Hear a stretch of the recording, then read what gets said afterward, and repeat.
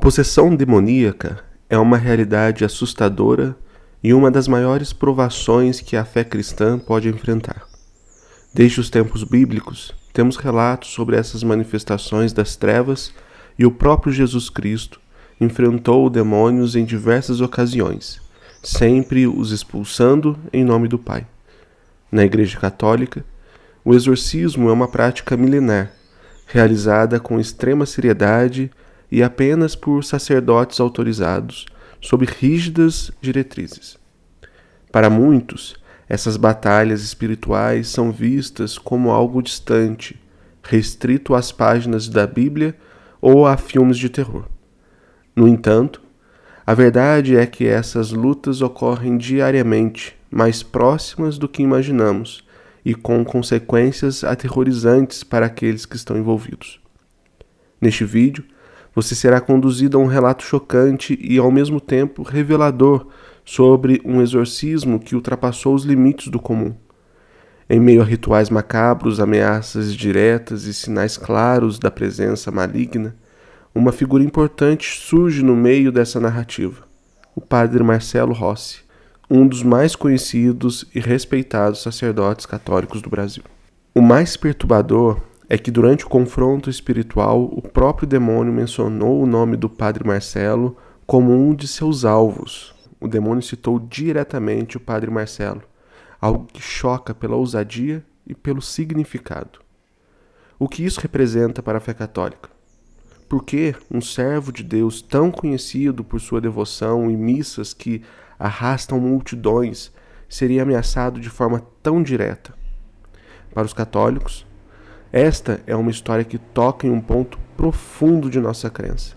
A batalha espiritual é real e muitas vezes fere os que estão mais próximos de Deus, aqueles que se colocam como instrumentos do bem para guiar os fiéis.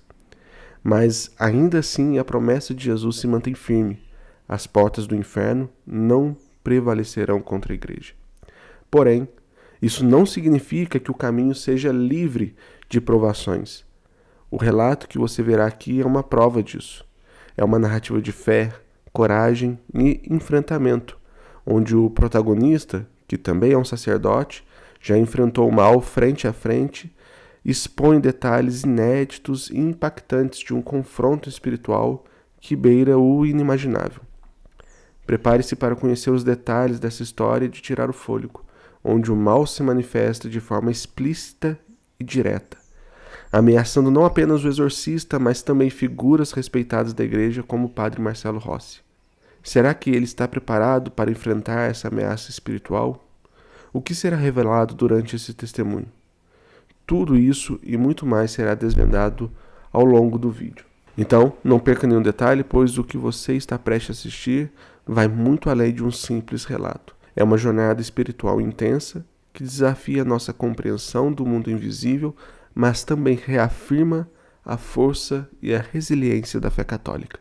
Eu vou contar para vocês uma coisa também em primeira mão, que só o padre Marcelo Rossi, portanto, sabe, que é meu amigo pessoal, e eu disse para ele: se cuida.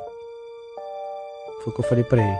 A situação é o seguinte: eu estive fazendo um exorcismo, e aí passei por essa situação do punhal, que foi envolvido no sangue de animais e tudo mais, todo um ritual que fizeram para tirar a minha vida. Conseguimos naquela hora, a pessoa resolveu entrar na minha sala para poder me entregar um negócio, e eu vi um barulho na mão daquela pessoa que ia ser atendida. Eu tava de costas, olha. E aí foi o que salvou. Por que você tá? Padre, desculpa, eu não sou de intrometer não, mas o que você tá na mão aí? Não, nada.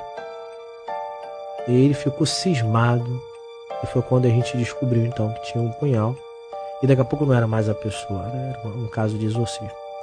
E aí eu resolvi depois, para poder espairecer um pouco, eu fui me encontrar com o padre Marcelo em São Paulo, mas eu fiquei também na casa da minha família, né, de uma prima, e resolvi então celebrar a missa lá em São Paulo, depois desse episódio, para sair um pouco daqui. Eu estava agoniado, não conseguia mais atender, porque era muito sofrimento, eu com medo de fazer isso o tempo todo, as missas muito cheias, eu fico sempre, até hoje eu tenho, né, sempre com medo de alguma coisa, alguma pessoa fazer alguma coisa, alguma situação. E aí fui para São Paulo. Chegando em São Paulo, eu celebrei a missa num horário de meio-dia, tinha ninguém quase na igreja. Bia, quando eu fui, entrei na sacristia, depois da bênção final, entrei na sacristia para tirar os paramentos. Eu tô de costa, aí vem uma pessoa me dá um soco na costela. E aí quando eu olho para trás, já não vejo mais a pessoa. Eu disse: o que você tá fazendo aqui? E aí me xingou de tudo que é nome. Eu não podia fazer muita coisa porque você estava fora do Rio de Janeiro. Exato, porque a pessoa que me deu esse soco era completamente diferente daquela do punhal, mas era o mesmo demônio. Entendi. Com raiva. O que você está fazendo aqui? Eu tentei te matar lá, não consegui. E eu quieto, rezando a oração de São Bento, mentalmente. E aí essa pessoa disse assim: avisa lá pro teu amiguinho que eu vou tentar acabar com ele. Foi isso. E qual foi o episódio do acontecido depois? Daquele do empurrão. Do Veja, não tô dizendo que mesmo, aquela mulher... Não, que seja ela. Não é ela. Mas alguma coisa dá pra você ligar. Tanto é que o padre Marcelo chorava, né? E eu contei essa história pra ele. E tem um livro que no finalzinho até escrevo assim, bem breve, mas assim, ninguém sabe dessa história. Foi muito forte.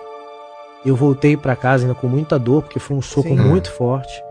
E foi isso que aconteceu. Eu fiquei impressionado, né? Impressionado como as questões espirituais hoje para as pessoas talvez virou assim, essa aí é história de filme, de coisa, mas quando a gente vive isso, quando toca a nossa carne, né? E tudo isso para falar, Alex e Bia, uma coisa importante. Aqui não é o momento para desmascarar ele, né? Ele não é Deus. Não existe uma gnose aqui dualista ou o famoso maniqueísmo, onde se fala de um Deus bom e um Deus mau. Não, existe só Deus.